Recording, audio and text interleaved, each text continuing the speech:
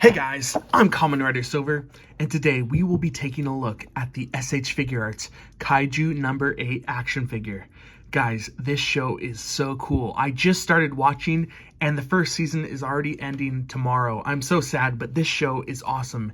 If you've seen Attack on Titan or Tokyo Ghoul, it's kind of a mix of those.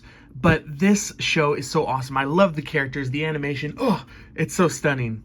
And this figure is looking no less stunning. Look at this packaging, this like splatter of paint right here, and you've got like crosswalks, and it's just very industrial and very grimy like the show. You've got a nice picture of the figure there, and you can see all the accessories it comes with. I am so excited to check those all out. On the side, you've got my boy Kaiju number 8, Kafka Hibino, screaming right there. And you've got some more poses on the back. Simple style and heroic action. Guys, let's get this out of the package and take a look at Kaiju number 8. Alright, I've had some time to play with this figure and gather my thoughts, because there's honestly so much new here to me that I just had to take some time. I even had to watch some people's reviews so that I even knew what I was looking at, because there's a couple accessories here. I'm still unsure exactly what they are, and I've seen the show and I've read some of the manga. This guy is just so cool. There is just some new kind of tooling and articulation and just way of figure making here that is so cool. It's really a large figure. I'm having to adjust my camera so that you can see the whole thing. There we go. It's very tall, very lanky, but feels super darn solid. No loose joints, no crazy tight joints. There is a little bit tight here in the arms, but that's honestly really okay. Just the overall build of him is so nice. The texturing, the subtle sculpting, the uses of plastic here. There's soft rubber here in the abdomen, so you can get some really nice crunch, which we'll look at in the articulation. The abs right here, the kind of glowing in between all the tendons right here on even on the hands. There's texturing up here, the fingernails, even the joints. I love this right here. This joint right here is the blue of everything else, or the kind of turquoise. Up here on the head, it is such a nice head right here with kind of this almost samurai like shredder type kind of head. And the paint is really nice. There's some parts that are painted like these spines, but then some are actual molded plastic like these top spines right here. It is just such a nice looking figure. Let me pull out some of the other face accessories. Come on, there you go. So we can take a look at those alternate pieces. You've got this screaming head. Very cool. The inside of the mouth is painted very nicely. And the eyes are printed on there very good.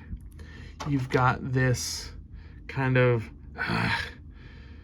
just, I'm over it, you know. Kafka is just kind of like, come on, y'all. I really got to do this. And then you've got this head right here, which I love so much. It's kind of this is kind of the face he makes, like when someone sees that he's Kaiju number 8. It's kind of oh, please don't tell nobody. I like that a lot. And then you've got some alternate hands right here. In addition to his fists, you have these kind of clawed hands. And they've got paint on the inside of the palms too. Look at that.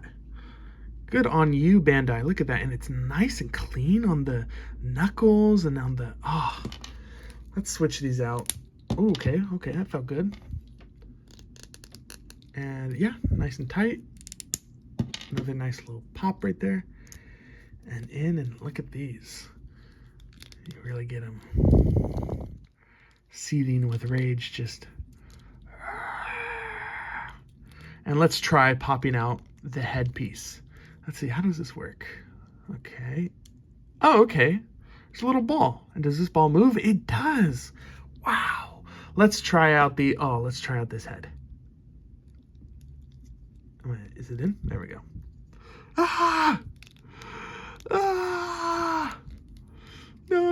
No, please don't tell anybody, please. That is cool. Let's try a different head. Let's do this one.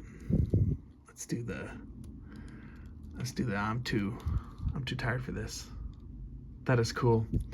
And then let's put on the rage face. That is cool. And I know that if you buy the other Kaiju number 8 figures coming out, you get different faces for this figure.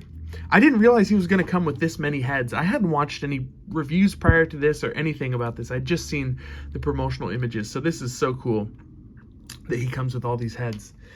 And then you've got some alternate arm pieces. Well, let's put a head back on him so he's not just headless. There we go. He's got this alternate arm piece. So Kaiju number 8, spoilers, he's able to kind of alter his body to power up his punches, so he can like get this little rocket fist arm. So I'm guessing you just pop that out. Yep. And you pop this in. Nice. And let's put a fist on it. Yeah, look at that. That's cool. And then you get this alternate shin piece. And like I said, I've seen the show, and I honestly can't remember exactly what this is for. From the images, it looks like this anchors him, right? I know he also has rockets in his legs, but in this case, it's just to anchor him, I think. And okay, all this pops out real nice, real smooth, real nice. And we'll just pop this foot up in there. Okay. And we'll give him his new shin. Okay. Ooh, that is real tight. I don't know if I want to pop that all the way in, but you get the idea. This is kind of to anchor him while he's charging up this punch. It's something like that. Oh, and there goes his head.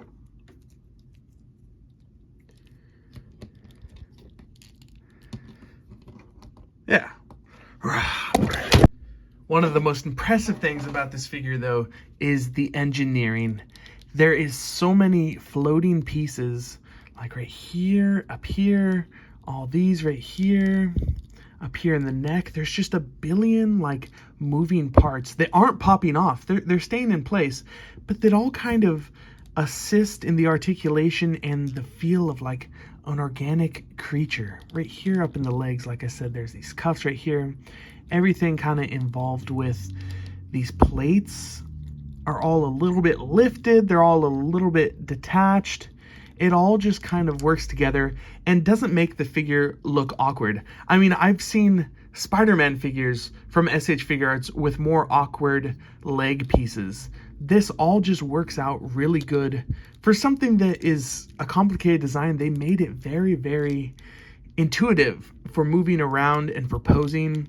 So going on to articulation, you've got this very interesting multiple series of ball joints up here with these covers.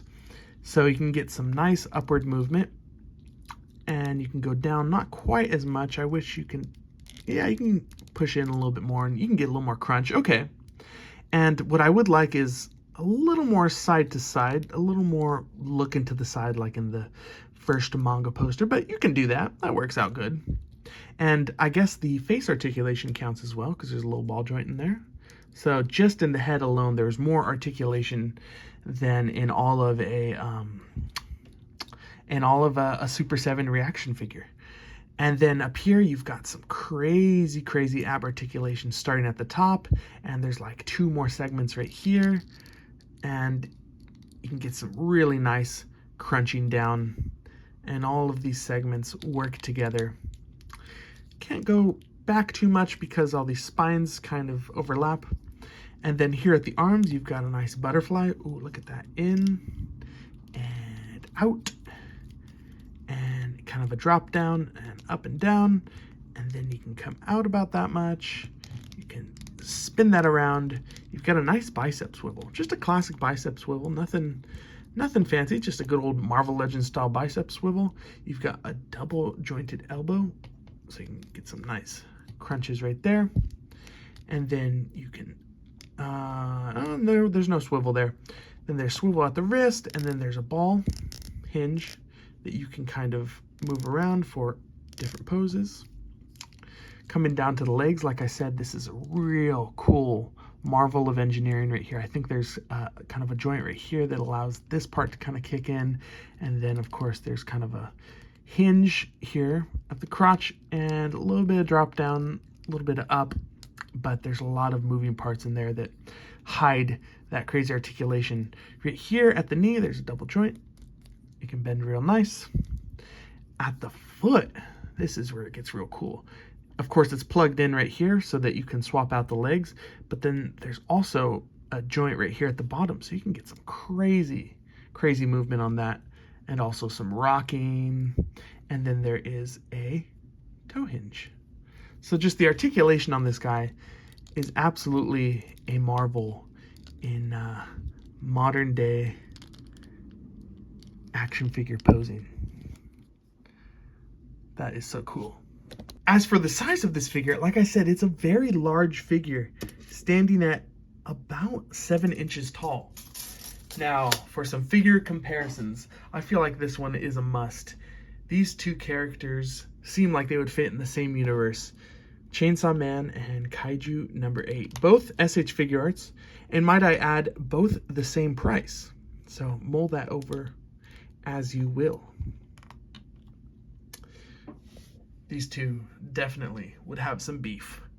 Now for another SH Figuarts comparison, here is Kamen Rider 01, Rising Hopper. I feel like some fights between Kamen Riders and Kaiju number 8 would fit absolutely perfectly. And for one more Bandai comparison, here is the SH Monster Arts Godzilla 1972. Good old kaijus right next to each other. Look at that. Now, I might be wrong, but I think a lot of G fans have started watching more anime because of Kaiju number 8. I think it's brought that genre of anime into light, and I think it's a wonderful thing. So there you go, guys. There was a quick look and my first impressions of the SH Figuarts Kaiju number 8 action figure. I loaded him up here with some Izuku Midoriya, Rivaltech Amazing Yamaguchi effects. I think they look perfect. They're the perfect blue turquoise-y electricity effect that this figure needs. This is an amazing figure.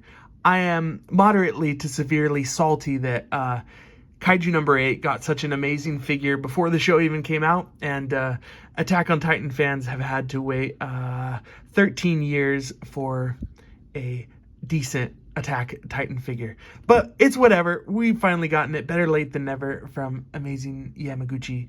And I'm happy for Kaiju number 8 that it is getting such love from companies, figures, and Funko Pops, and SH Figuarts, and statues. And it's, when Japan wants something to be successful, they rally behind it like crazy, and I gotta respect that. This figure was $50. I believe now you can find it at Walmart for $45. I got this online from Toy Arena. This is totally worth it. If this guy was $50 and Chainsaw Man was $50, then you're getting an absolute steal with this figure. Definitely check it out, and check out the amazing anime Kaiju number 8. Thank you guys for watching. Don't forget to like, subscribe, follow me on Instagram, and I'll see you guys next time. Bye!